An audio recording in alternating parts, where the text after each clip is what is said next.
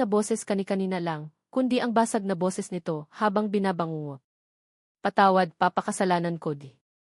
At ang alaala ng boses ni Doña Esmeralda sa telepono.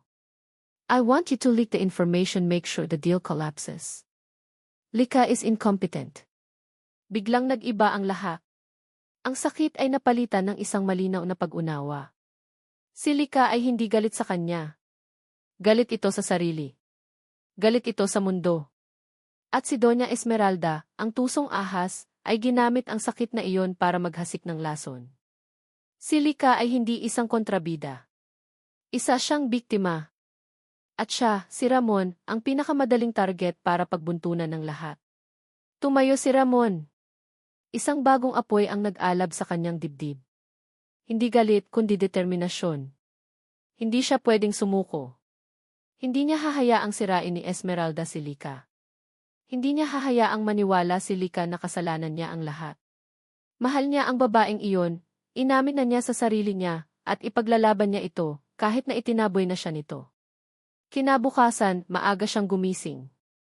Ang kanyang plano ay simple, ngunit delikado. Wala siyang pera o kapangyarihan. Ang meron lang siya ay ang kanyang mga kakilala at ang kanyang tapang.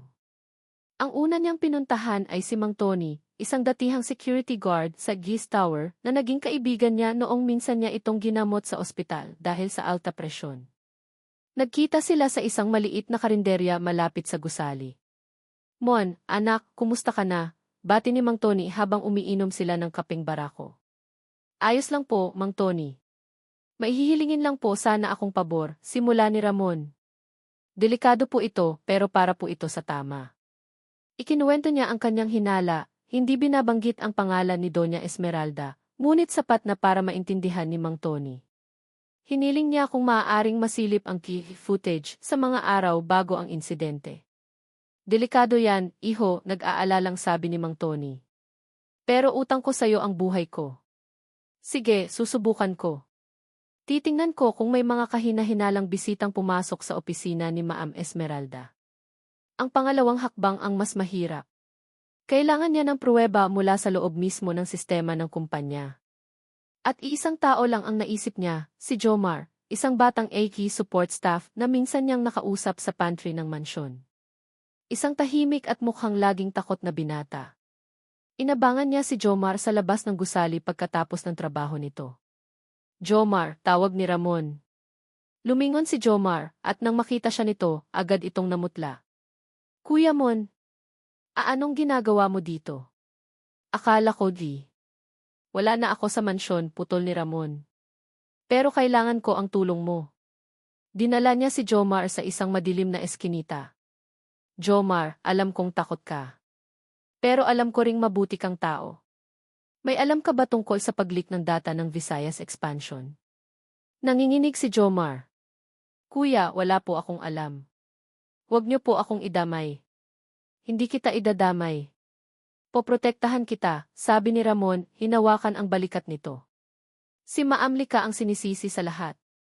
Pero alam nating dalawa na hindi siya ang may kasalanan. May nag-utos sa'yo, hindi ba? Si Ma'am Esmeralda. Napayuko si Jomar at ang kanyang katahimikan ay isang pag-amin. Kuya, papatayin niya ako. May pamilya ako. Tumingin si Ramon sa mga mata nito, ang kanyang boses ay puno ng sinseridad. Hindi tayo mayaman, Jomar. Wala tayong kapangyarihan. Ang meron lang tayo ay ang pagiging tama. Kung hahayaan nating manalo ang kasamaan dahil sa takot, habang buhay tayong magiging alipin nila. Tulungan mo ako. Tulungan mo si Ma'am Lika. Ibibigay ko ang pangalan ko. Ako ang haharap sa lahat. Ang kailangan ko lang ay ang ebidensya. Nakita ni Ramon ang pagtatalo sa mga mata ni Jomar, ang takot laban sa konsensya. Ilang sandali itong natahimik bago ito tumango ng dahan-dahan. Bigyan niyo po ako ng isang araw, nanginginig na sabi ni Jomar. Magkita po tayo bukas ng gabi. Dito rin. Kinabukasan, ang paghihintay ay isang uri ng pagpapahirap para kay Ramon. Bawat segundo ay tila isang oras. Gabi, bumalik siya sa eskinita. Malamig, madilim at bawat anino ay tila isang panganib. Pagkatapos ng halos isang oras na paghihintay, dumating si Jomar, humahangos at palingalinga. Kuya Mon, sabi nito, iniabot ang isang maliit na bagay sa kanya. Heto na. Ingat po kayo. Tiningnan ni Ramon ang kanyang palad. Isang maliit, itim na Bixby flash drive. Ang lamig ng metal ay tila may dalang bigat ng katotohanan. Ano nang laman nito? Tanong ni Ramon. Lahat, sagot ni Jomar, ang mga mata ay nanlalaki sa takot. Ang kopya ng email niya sa contact niya sa Zenith. Ang record ng tawag niya. Pati na rin ang bank transfer. Resibo ng kataksilan niya. Kuya, umalis na po kayo. Baka may makakita sa atin. At sa isang iglap, nawala na si Jomar sa dilim. Naiwan si Ramon na nakatayo doon, mahigpit na hawak ang e-tech drive. Ang maliit na bagay na ito. Ito ang kanyang bomba. Ito ang kanyang sandata. Ito ang susi para iligtas si Lika. At para harapin ang galit ng isang donya. Ang hangin sa loob ng boardroom ng Alcantara Group ay mas mabigat pa kaysa noong araw na bumagsak si Lika. Ngayon, hindi lang ang isang business deal ang nakataya, kundi ang kanyang buong pamumuno. Ang T-vote of no confidence na isinulong ng kampo ni Esmeralda ay isinasagawa na. Nakatayo si Lika sa harap ng mahabang mesa, ang kanyang postura ay tuwid, ngunit sa loob-loob niya, pakiramdam niya ay gumuho na ang lahat. Tiningnan niya ang mga mukha sa kanyang harapan, ang ilan ay may awa, ang iba ay maihalong pag-uusig, at ang ilan, tulad ni Emily Tan, ay may hindi maitagong ngiti ng tagumpay. Sa isang silya sa gilid, nakaupo si Doña Esmeralda. Ang kanyang mukha ay isang perpektong maskara ng malungkot na pag-aalala, isang nagdadalamhating ina sa kapahamakan ng kanyang anak-anakan. Isang napakagaling na aktres. Given the recent catastrophic failure of the Visayas expansion project and the subsequent 15% drop in our stock value, simula ni Ing Tan, ang kanyang boses ay umaalinggaw sa nakakabinging katahimikan. It is with a heavy heart that we question the current leadership's capability to steer this company forward. Isinara ni Lika ang kanyang mga mata. Tanggap na niya. Marahil ay tama nga ang kanyang ama. Hindi pa niya kaya. Hinawakan niya ang resignation letter na inihanda niya sa kanyang folder. Ito na ang katapusan. Isang malalim na hininga ang kanyang pinakawalan, handa nang basahin ang mga salitang magtatapos sa kanyang pamumuno. Simula niya, ngunit bago pa niya madugtungan ang salita, isang malakas na tunog ang pumutol sa lahat. Blag! Ang malaking pinto ng boardroom ay bumukas ng malakas. Lahat ng ulo ay napalingon. Nakatayo doon si Ramon de Leon. Ang kanyang damit ay simple, isang lukot na polo shirt at maong. Ang kanyang buhok ay magulo. Ang kanyang dibdib ay mabilis na tumataas-baba sa paghabol ng hininga. At sa kanyang mga mata, may isang determinasyon na hindi pa nakikita ni Lika kailanman. Mon, ang tanging salitang lumabas sa bibig ni Lika, isang bulong ng hindi makapaniwalang pagtataka. Hindi niyo po maaaring gawin yan, sigaw ni Ramon, ang kanyang boses ay malakas at puno ng otoridad, na hindi inaasahan ng lahat mula sa isang tihamak na nurse.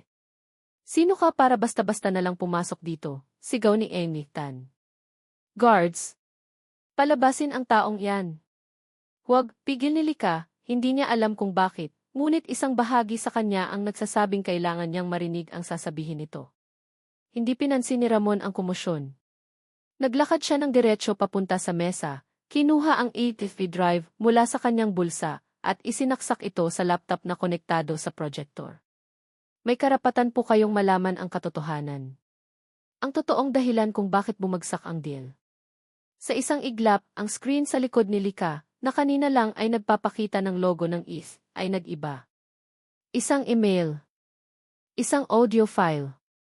Isang bank statement. Pinindot ni Ramon ang play. Ang boses ni Doña Esmeralda ang pumuno sa silid, malinaw at hindi maipagkakaila. I want you to leak the information, make sure the deal collapses. I want her out. Isang kolektibong pagsinghap ang narinig sa buong boardroom. Ang mga mata ng lahat ay napako sa screen, kung saan kitang-kita ang email trail at ang resibo ng paglipat ng malaking halaga ng pera sa isang account sa ilalim ng pangalan ni Enlis Chua, isang kilalang corporate trader. Ang katahimikan ay nakakabingi. Lahat ng tingin ay dahan-dahang napunta kay Doña Esmeralda. Ang maskara nito ay nagsimulang magpakita ng lamat. Ang kanyang mukha ay namutla, ang kanyang mga kamay ay nanginginig. This is fabricated. Isang paninirang puri, sigaw ni Esmeralda, ngunit ang kanyang boses ay wala ng dating kapangyarihan. Tumingin si Lika kay Ramon, ang kanyang mga mata ay nanlalaki sa pagkaunawa. Iniligtas siya nito. Ipinaglaban siya nito. Ipinusta nito ang lahat para sa kanya, kahit na matapos niya itong saktan at itaboy. Isang alon ng pagsisisi at pasasalamat ang bumalot sa kanyang puso. Ngunit kung kailan inakala ng lahat na tapos na ang laban, kung kailan akala ni Lika ay mananalo na ang katotohanan, ginawa ni Doña Esmeralda ang isang bagay na hindi inaasahan ng sinuman. Sa halip na magalit o tumakbo, bigla itong napahagulgol. Isang malakas, nakakaawang iyak na pumuno sa buong silid. Napaluhod ito sa sahig, ang kanyang mamahaling bestida ay nagusot sa marmol. Ang kanyang perpektong make-up ay sinira ng kanyang mga luha. Ang imahe ng isang makapangyarihang donya ay biglang napalitan ng isang kaawa-awang biktima. Ginawa ko nga, umamin ito sa gitna ng kanyang pag-iyak, na lalong ikinagulat ng lahat. Gusto niyo bang malaman kung bakit? Gusto niyo bang malaman ang totoong kwento? Tumingin ito sa mga miyembro ng board, sa mga matatandang kaibigan ng yumaong Don Ricardo. Alam niyo ba kung paano ako napunta sa pamilyang ito? Hindi dahil sa pag-ibig. Ipinagkasundo ako sa ama ni Lika. Ipinamigay ako ng sarili kong pamilya, ang mga Villaroman, para isalba ang Alcantara Group mula sa pagkalugi 20 taon na ang nakakaraan. Ang bawat salita ay isang bomba na sumasabog sa silid. Ang buong buhay ko, ang kabataan ko, ang pangarap ko isinakripisyo ko para sa pangalan ng Alcantara. Sigaw nito, ang boses ay basag sa sakit. Nabuhay ako sa isang kasal na walang pagmamahal. Pinanood ko si Ricardo na mahalin ang alaala ng kanyang unang asawa at pagkatapos ay ibuhos ang lahat ng pagmamahal niya kay Lika. At ako? Ano ang napunta sa akin? Isang anino. Isang palamuti sa mansyon. Tumayo ito, ang mga luha ay patuloy na dumadaloy. Tumingin ito ng diretsyo kay Lika, ang kanyang mga mata ay puno ng hinanakit na naipon sa loob ng maraming taon. Sinubukan kong pabagsakin ka. Dahil nakikita ko sa'yo ang lahat ng hindi ko naranasan. Ang pagmamahal ng isang ama. Ang kalayaang magmahal. Nakita kitang nahuhulog sa isang hamak na nurse at hindi ko makayanan. Dahil ako, kahit kailan, hindi ako binigyan ng pagkakataong pumili.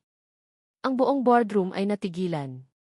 Ang kwento ng kataksilan ay biglang naging isang trahedya. Ang kontrabida ay biglang naging biktima. Ang simpatsya ng mga tao ay dahan-dahang lumilipat. Lumuhod si Doña Esmeralda sa harap ni Lika at ng buong board, ang kanyang katawan ay nanginginig sa pag-iyak. Isinakripisyo ko ang buong buhay ko para sa pamilyang ito. Para sa kumpanyang ito. Ito ba ang igaganti niyo sa akin? Ang itaboy ako na parang aso dahil sa isang pagkakamali. Pagkatapos ng lahat ng tiniis ko. Ang tanong ay nakabitin sa hangin. Ang katotohanan ay lumabas na. Ngunit ito ay isang katotohanang mas komplikado at mas masakit kaysa sa inaakala ng lahat. Tumingin si Lika mula kay Esmeralda na nakaluhod, patungo kay Ramon na nakatayo, at pabalik sa mga naguguluhang mukha ng board. Ang tagumpay na naramdaman niya kani-kanina lang ay biglang napalitan ng isang nakakalunod na pagkalito. I din Honton Andis. Walang nagsalita.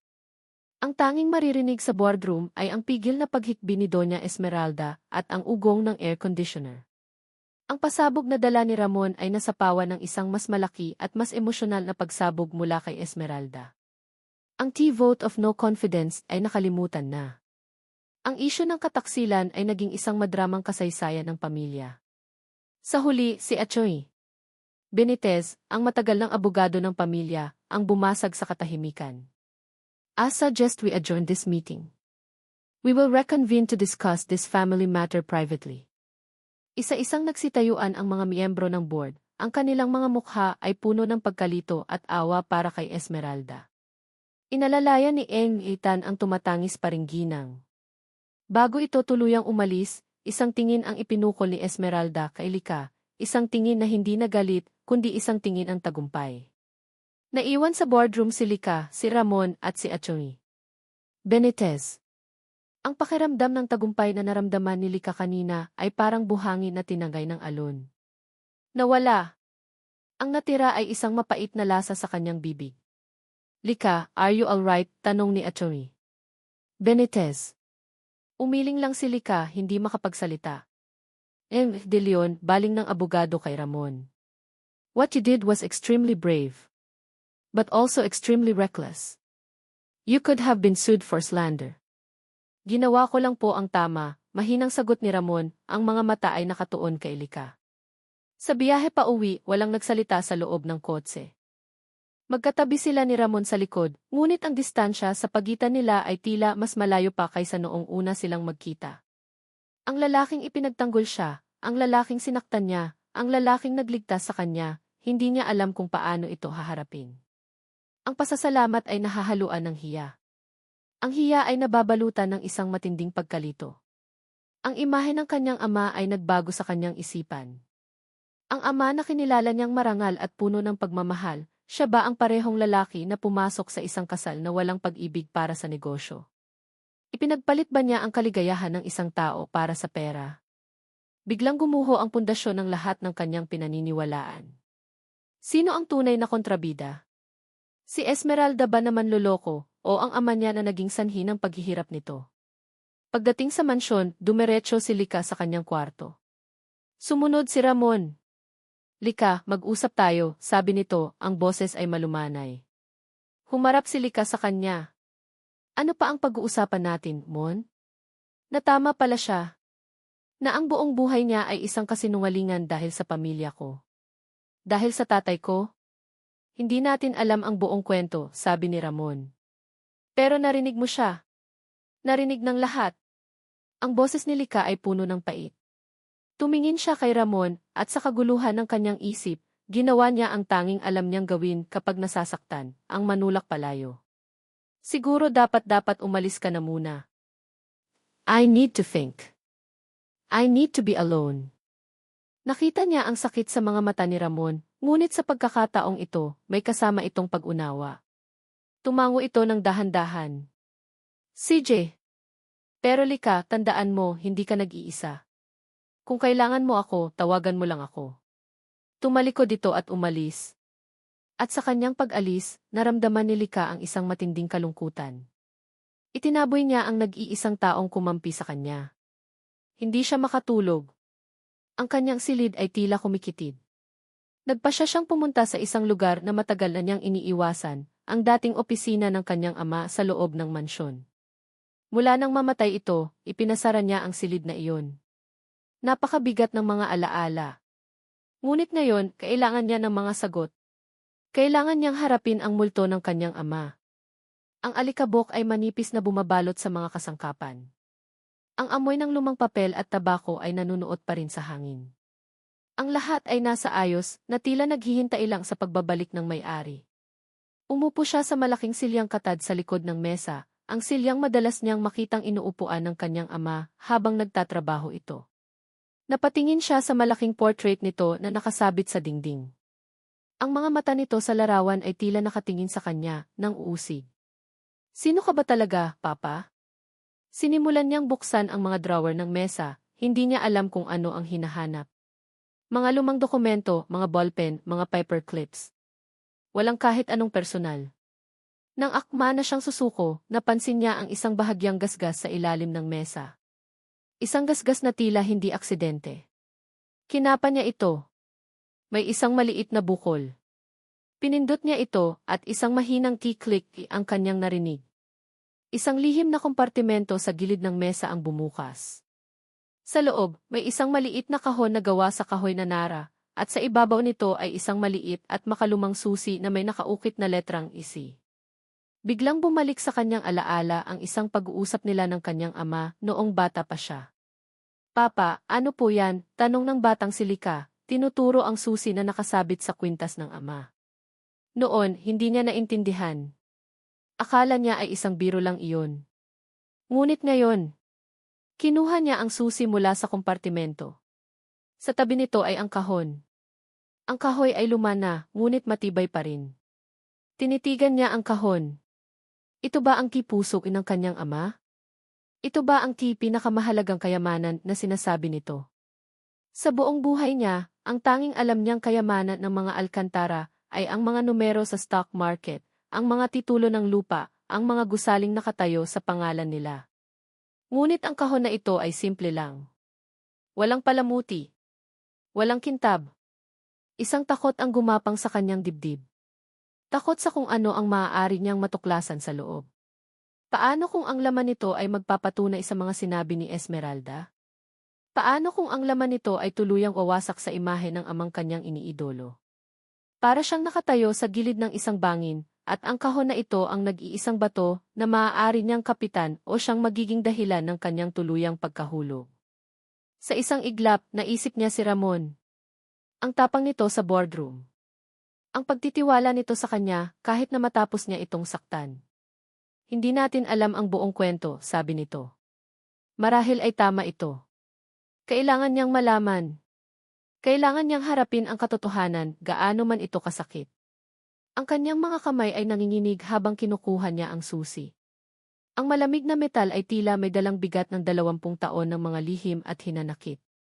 Inilapit niya ito sa maliit na keyhole ng kahon. Ang tunog ng metal na dumadampi sa metal ay umalinggaw sa katahimikan ng silid.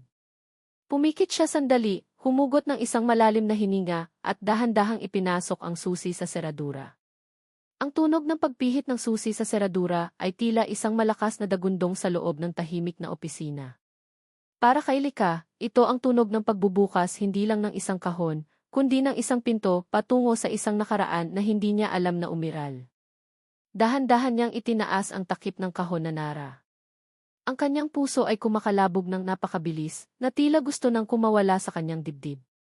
Inaasahan niyang makakita ng mga titulo ng lupa, mga stock certificate, o marahil ay mga alahas ng kanyang yumaong ina.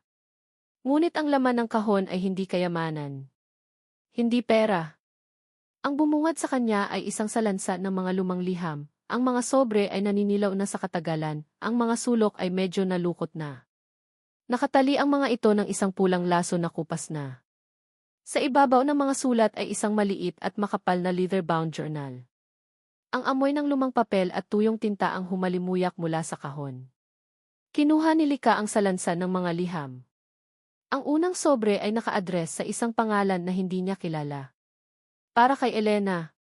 Ang sulat kamay ay pamilyar. Ito ang sulat kamay ng kanyang ama. Nag-aalangan man, binuksan niya ang sobre. Ang papel sa loob ay marupok na sa kalumaan. Sinimulan niyang basahin. Mahal kong Elena. Isinusulat ko ito habang nakatingin sa buwan, ang parehong buwan na sabay nating pinapanood mula sa maliit nating balkonahe. Ngunit ngayong gabi, mag-isa na lang ako.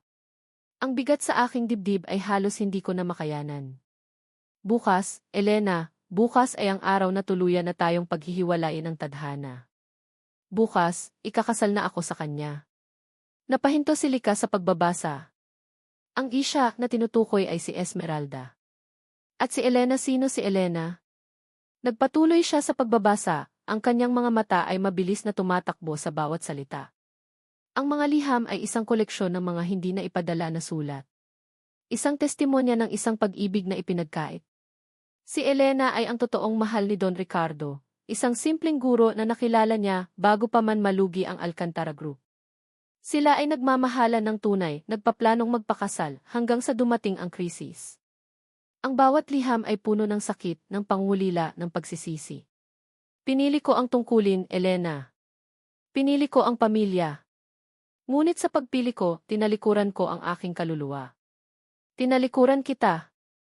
Ang mga luha ay nagsimulang mamuo sa mga mata ni Lika. Ang kanyang ama, ang makapangyarihang Don Ricardo Alcantara na kanyang kilala, ay isa palang lalaking may durog na puso. Pagkatapos basahin ang ilang mga liham, kinuha niya ang journal. Ang unang entry ay may pet sa isang araw pagkatapos ng kasal nila ni Esmeralda. Ngayon ay ang unang araw ng aking habambuhay na sentensya. Ang babaeng aking pinakasalan ay hindi masama. Ngunit hindi rin siya si Elena. Si Esmeralda ay isa ring biktima, tulad ko. Ikinulong kami pareho sa isang gintong haula para sa kapakanan ng aming mga pamilya. Paano mo mamahalin ang iyong kapwa bilanggo? Ang mga sinabi ni Esmeralda sa boardroom ay totoo. Biktima nga siya. Ngunit ang hindi niya sinabi, ang hindi niya alam, ay biktima rin pala ang kanyang ama. Pareho silang isinakripisyo sa altar ng negosyo. Nagpatuloy si Lika sa pagbabasa ng journal. Bawat pahina ay isang paglalakbay sa kalungkutan ng kanyang ama. Hanggang sa umabot siya sa isang entry na nagpabago sa lahat. Ang petsa ay ang araw ng kanyang kapanganakan.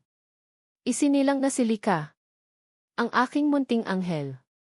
Ang bunga ng pagmamahalan namin ni Sofia, ang aking unang asawa. Sa kanyang pagdating, tila muling nagkaroon ng kulay ang aking mundo. Ngunit kasabay nito ang takot. Paano ko siya papalakhin sa isang tahanan na walang pag-ibig? Paano ko siya poprotektahan mula sa pait na nakikita ko sa mga mata ni Esmeralda sa tuwing titingnan niya ang aking anak? Si Lika. Siya ang aking tanging liwanag. Siya ang aking pag-asa. Sa kanya ko ibubuhos ang lahat ng pagmamahal na hindi ko naibigay kay Elena at ang pagmamahal na hindi ko maibigay kay Esmeralda.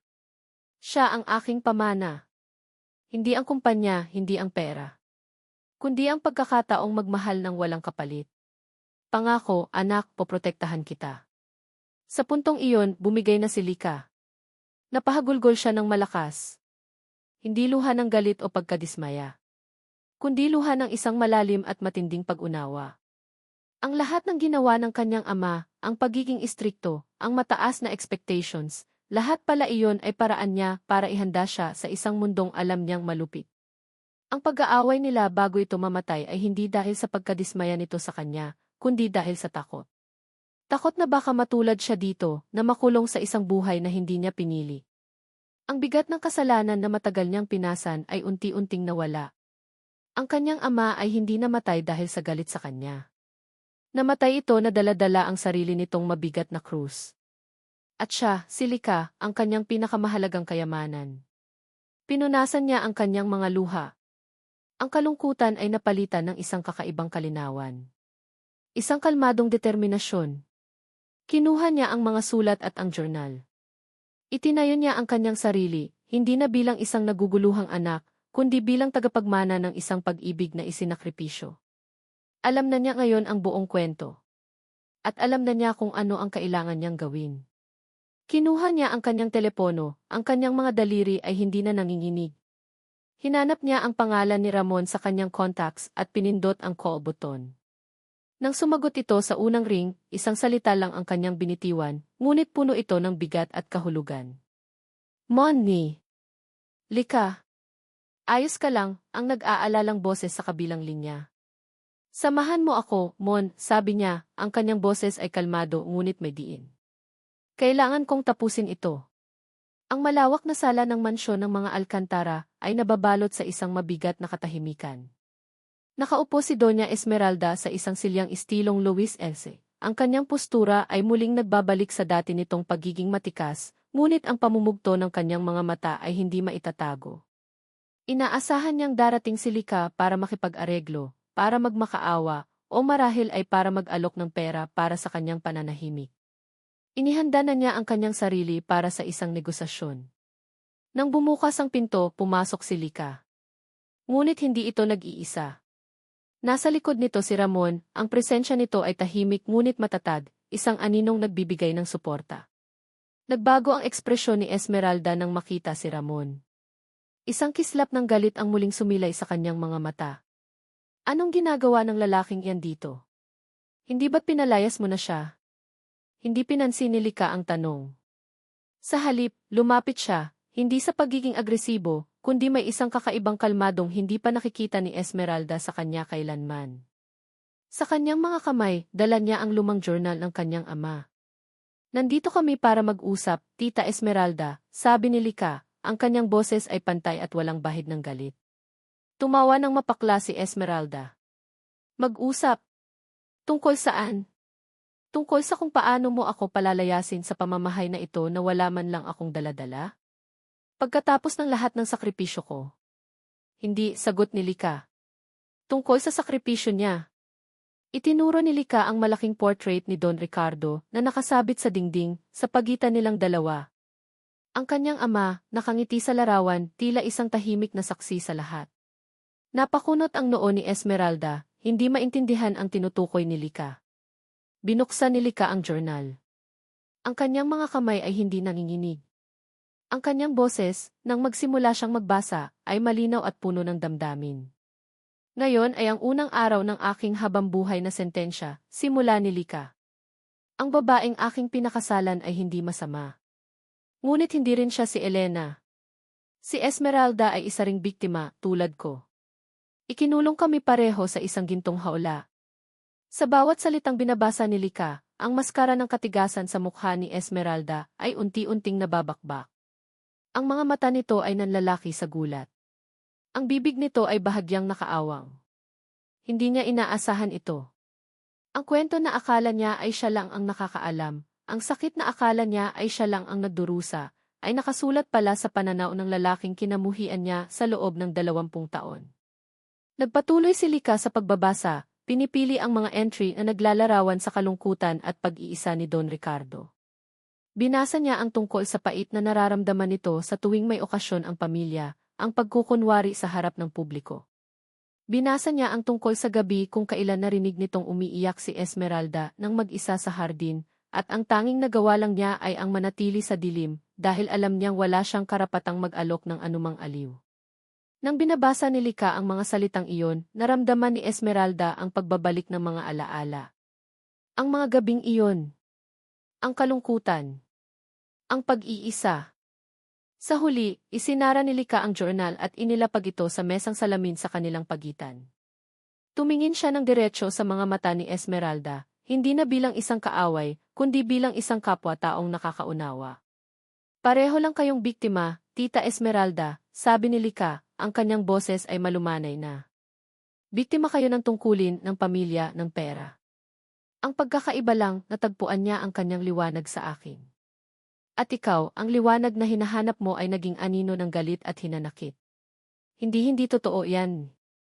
Pabulong na tanggi ni Esmeralda, ngunit ang kanyang mga mata ay nagsasabi ng ibang kwento. Ang katotohanang pinilit niyang ibaon sa loob ng maraming taon ay hinukay at inilantad sa kanyang harapan. Ang lalaking akala niya ay walang pakialam ay nakikita pala ang lahat ng kanyang sakit. Hindi niya kayo minahal bilang asawa, pag-amin ni Lika, at ang katapatan sa salitang iyon ay tila isang sampal. Pero nirespeto niya kayo. At naawa siya sa inyo, tulad ng pagkaawa niya sa sarili niya. Iyon na ang huling salita na sumira sa lahat ng depensa ni Esmeralda. Ang pader na itinayo niya sa paligid ng kanyang puso sa loob ng 20 taon ay biglang gumuho. Ang Doña Esmeralda, ang matapang na mang-aagaw, ang tusong kontrabida, ay nawala. Ang natira ay si Esmeralda lamang, isang babaeng pagod, talunan at bigo. Napahawak siya sa kanyang dibdib, at isang hagulgol na mas malalim at mas totoo kaysa sa ipinakita niya sa boardroom ang kumawala mula sa kanyang lalamunan. Umiyak siya. Umiyak para sa kanyang nawalang kabataan, para sa kanyang ipinagkait na pag-ibig, para sa 20 taon ng pagkukunwari at kalungkutan. Umiyak siya para sa lalaking hindi niya minahal at sa lalaking hindi rin nagmahal sa kanya. Napaupo siya sa sahig, ang kanyang katawan ay nanginginig sa tindi ng kanyang pag-iyak. Si Lika ay nanatiling nakatayo, pinapanood ang babaeng naging kaaway niya sa mahabang panahon na maging isang ordinaryong taong nasasaktan. Walang tagumpay sa kanyang puso, tanging isang malawak at mapait na awa. Lumapit si Ramon sa tabi ni Lika at marahang hinawakan ang kanyang kamay. Isang simpleng haplos na nagsasabing, nandito ako. Ipinisil ni Lika ang kamay nito, kumukuha ng lakas. Ang digmaan para sa Alcantara Group ay tapos na. Ngunit ang laban para sa kapatawaran at paghilom ay ngayon palang magsisimula. Lumipas ang 3 buwan. Ang mga dahon na nalagas dahil sa bagyo ay napalitan na ng mga bagong usbong, at para kay Ramon, ganoon din ang nangyari sa buhay ni Lika. Pagkatapos ng gabing iyon, ng huling paghaharap, kinabukasan ay tahimik na umalis si Doña Esmeralda. Walang paalam, walang eksena. Nag-iwan lang ito ng isang sulat para kay Lika, isang sulat na hindi kailanman ipinabasa ni Lika sa kanya. Ngunit mula sa kapayapaan na nakikita niya ngayon sa mga mata nito, alam ni Ramon na iyon ay isang sulat ng pagsuko at marahil ng kapatawaran. Si Ramon ay bumalik sa mansyon, hindi na bilang isang empleyado na nakatali sa kontrata, kundi bilang isang kaibigan. Bilang isang kasama. Ang pinakamalaking pagbabago ay nakikita niya kay Lika. Hindi na ito ang reyna ng yelo. Siya pa rin ang matalino at determinado na CEO ng Alcantara Group, ngunit mayroon ng init sa kanyang pamumuno. Minsan, sinusundo niya ito sa opisina. Habang naghihintay siya sa lobby, nakikita niya itong nakikipagtawanan sa mga empleyado nito, isang tunog na dati ay kasing dalang ng isang kometa. Ang mga guhit sa paligid ng mga mata nito, kapag ito'y ngumingiti ay ang paborito niyang obra maestra. Tara, yaya ni Lika isang hapon, lumabas ito ng elevator na may ngiti sa labi. Saan ang punta ng Reyna ngayon, biro ni Ramon? Gutom ang Reyna, sagot nito. Gusto kong kumain ng isaw at fishball. Naglakad sila sa isang parke sa Makati, hindi na alintana ang mga tingin ng mga tao. Bumili sila ng street food at tumawa si Lika nang madumihan ng sarsa ang gilid ng kanyang labi. Pinunasan iyon ni Ramon gamit ang kanyang hinlalaki, isang simpleng kilos na nagpatigil sa mundo nilang dalawa sa loob ng ilang segundo. Sa mga sandaling iyon, hindi sila si at nurse. Sila lang si Lika at Simon, dalawang taong natagpuan ang isa't isa sa gitna ng isang bagyo. Isang Sabado ng umaga, niyaya siya ni Lika sa isang lugar. Ang sementeryo kung saan nakalibing si Don Ricardo Alcantara. Tahimik silang naglakad papunta sa puntod. Malinis ito at napapaligiran ng mga puting bulaklak. Si Lika mismo ang naglapag ng isang sariwang pumpo ng puting rosas. Nakatayo lang si Ramon sa di kalayuan, binibigyan ito ng espasyo. Pinanood niya si Lika na haplusin ang malamig na marmo ng lapida. Hay, pa, mahinang sabi ni Lika, ang kanyang boses ay kalmado. Sorry po kung ngayon lang ulit ako nakadalaw. Medyo naging magulo po ang lahat. Huminga ito ng malalim. Nabasa ko po ang mga sulat nyo. Ang journal nyo. Noong una, nagalit po ako. Pero ngayon naiintindihan ko na, pa. Naiintindihan ko na po ang lahat ng sakripisyo nyo. Salamat po sa pagprotekta sa akin. Salamat sa pagmamahal. Patawad po kung naging pasanin ako sa inyo. Patawad kung nasaktan ko kayo. Isang luha ang pumatak mula sa kanyang mata, ngunit hindi ito luha ng pait, kundi luha ng paglaya. Huwag po kayong mag-alala, pa, dagdag niya, at sa pagkakataong ito, lumingon siya kay Ramon at mumiti. I'm in good hands. Natagpuan ko na po ang isang taong nagtuturo sa akin kung paano maging matapang, hindi sa negosyo, kundi sa buhay. I think you would have liked him. Ang puso ni Ramon ay tila lumundag sa kanyang narinig. Lumapit siya at marahang inakbayan si Lika. Niyakap siya nito pabalik. Sa harap ng puntod ng kanyang ama, naramdaman ni Ramon na ang lahat ng sakit ng nakaraan ay tuluyan ng naghilom. Pagkatapos noon, dumaan sila sa isang burol na may tanawin ng buong syudad. Umupo sila sa damuhan habang papalubog ang araw, ang kalangitan ay nagiging kulay kahel at lila. Isinandal ni Lika ang kanyang ulo sa balikat ni Ramon. Tinitigan ni Ramon ang babaeng katabi niya. Ang buhok nito ay nililipad ng hangin. Ang kanyang mukha ay payapa, walang bakas ng stress o galit. Ito na ang totoong Lika, hindi ang Reyna, hindi ang si, kundi ang babaeng malaya. Malaya mula sa bigat ng nakaraan, malaya mula sa anino ng kanyang ama, malaya para magmahal at mahalin. At sa sandaling iyon, naramdaman ni Ramon ang isang kaligayahan na hindi niya kayang ipaliwanag. Ang pag-ibig niya para dito ay hindi lang basta pag-ibig, ito ay isang malalim na paghanga sa lakas at ganda ng kanyang kaluluwa. Mon, basag ni Lika sa katahimikan, ang kanyang boses ay seryoso. Esan. Inangat nito ang kanyang ulo at tumingin ng diretso sa kanyang mga mata. Ang paglubog ng araw ay naglalaro sa kanyang mukha, ginagawa itong mas maganda. May gusto akong sabihin sa'yo. Ano yun? Tanong ni Ramon, ang kanyang puso ay nagsimulang kumaba. Huminga ng malalim si Lika, isang tingin ng determinasyon at lambing ang makikita sa kanyang mga mata.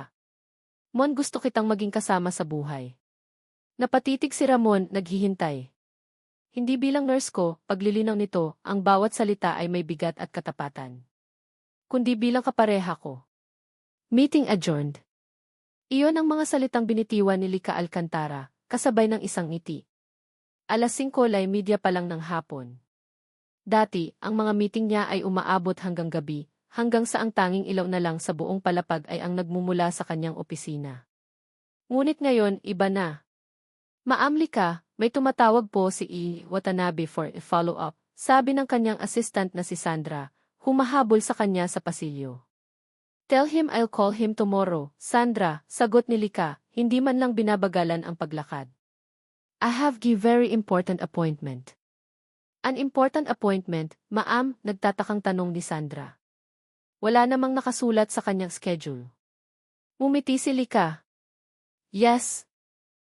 I'm going home. Ang salitang key home ay may bago ng kahulugan para kay Lika. Hindi na ito ang malawak at malalamig na mansyon ng mga Alcantara sa Forbes Park. Ang mansyon ay naibenta na. Ang kita ay ibinigay niya sa iba't ibang charity bilang pag-alala sa sakripisyo ng kanyang ama at ni Elena. Ang isang bahagi ay ibinigay niya kay Esmeralda, na ngayon ay namumuhay ng tahimik sa probinsya, malayo sa gulo ng syudad.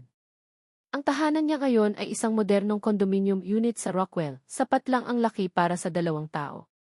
Isang tahanan na may init, may tawanan at may amoy ng pagmamahal. Pagbukas niya ng pinto, isang pamilyar at masarap na amoy ang sumalubong sa kanya. Amoy ng bawang na ginigisa. Amoy ng toyo at suka. Amoy ng paborito niyang adobo. Sa kusina, naabutan niya si Ramon, nakasuot ng simpleng t-shirt at shorts, at isang apron na may nakasulat na The Boss. Seryoso itong naghahalo sa kaserola, habang sumasabay sa kanta mula sa isang maliit na radyo sa tabi. Dahan-dahan siyang lumapit at niyakap ito mula sa likuran, ipinatong ang kanyang baba sa balikat nito. Nagulat si Ramon. Uy, andito ka na pala. Akala ko malilate ka. I missed the appointment, bulong ni Lika, ninamnam ang init ng yakap. Humarap si Ramon at hinalikan siya sa noo. Na-miss din kita. Gutom ka na? Malapit nang maluto ang paborito ng Reyna. Sobra, sagot ni Lika, umiti. Tinulungan niya itong maghanda ng hapunan. Naghiwa siya ng kamatis habang si Ramon naman ay nagsasaing. Nag-aasaran sila, nagtatawanan. Mga simpleng bagay na hindi niya kailanman naranasan sa kanyang paglaki. Dito, hindi siya si Lika Alcantara. Siya lang si Lika. At si Ramon ay hindi ang nurse niya. Siya si Mon, ang kanyang kasama, ang kanyang kapareha, ang kanyang tahanan.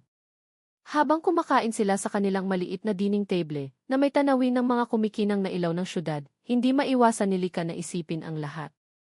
Ang pagbagsak niya sa boardroom. Ang gabing may bagyo sa ospital.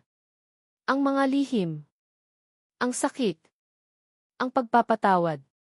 Lahat ng iyon ay tila mga eksena sa isang pelikula na ngayon ay malayo na. Malalim ang iniisip mo, puna ni Ramon, hinawakan ang kanyang kamay sa ibabaw ng mesa. Tumingin si Lika sa kanya, ang kanyang mga mata ay puno ng pagmamahal. Iniisip ko lang kung gaano ako kaswerte. Maswerte ako, pagtatama ni Ramon, umiti. Pagkatapos ng hapunan, habang nakatayo sila sa balkonahe at pinapanood ang syudad, muling nagsalita si Lika. Naaalala mo ba yung sinabi ng tatay ko sa journal niya? Tanong niya. Na ako ang kanyang pamana. Noon, akala ko ang pamana ay ang kumpanya, ang pera, ang pangalan. Niyakap siya ni Ramon mula sa likuran, ipinatong ang baba nito sa kanyang ulo.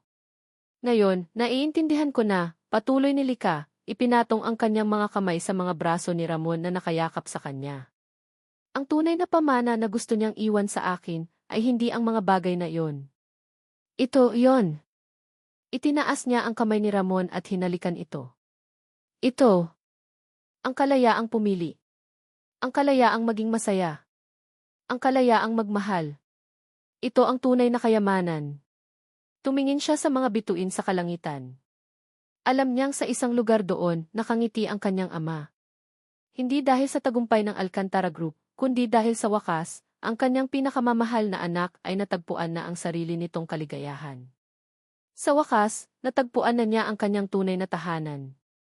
Hindi sa isang mansyon, kundi sa mga bisig ng lalaking nagturo sa kanya kung paano muling magmahal. At dito po nagtatapos ang makulay na kwento ng pag-ibig ni Lika at Mon. Sa aming minamahal na mga tagapakinig, isang taos-pusong pasasalamat po sa inyong walang sawang pagsubaybay. Mula sa unang pagbagsak ni Lika, hanggang sa huling pag-ibig na kanyang natagpuan, naging karangalan po namin na makasama kayo sa bawat kabanata. Ang inyong bawat pakikinig ay naging inspirasyon at lakas para sa amin na ihatid ang kwentong ito. Sa pagsusulat ng istorya ni Lika at Mon, ninais po naming magbahagi ng isang kwento na hindi lamang tungkol sa kilig at mga matatamis na sandali. Ito ay isang kwento tungkol sa mga sakripisyong hindi nakikita, sa mga luhang itinatago sa likod ng matitigas na anyo, at sa katotohanang ang bawat isa sa atin, anuman ang estado sa buhay, ay may sariling krus na pinapasan. Ipinakita sa atin ni Likha na ang tunay na lakas ay hindi laging nasa pagkontrol ng lahat, kundi kung minsan, ito ay nasa pagtanggap ng sariling kahinaan. At ipinakita sa atin ng kanilang kwento na ang pagpapatawad, sa iba at lalo na sa ating mga sarili, ang siyang susi na nagbubukas ng pinto patungo sa tunay na kapayapaan at paghilom. At higit sa lahat, nasa gitna ng pinakamadilim na bagyo, laging may pag-asa, isang paalala na karapat-dapat tayong lahat na magmahal at mahalin. Ngayon, kami naman po ang gustong makinig sa inyo. Ano ang inyong paboritong eksena? Anong aral ang inyong napulot mula sa kwento ni Likha at Mon? Ibahagi niyo po sa amin ang inyong mga saloobin sa comment section. Nais po naming mabasa ang bawat isa. Muli, mula sa puso ng bumubuo ng audio drama na ito, maraming salamat po sa inyong pagmamahal at suporta. Hanggang sa susunod nating kwento.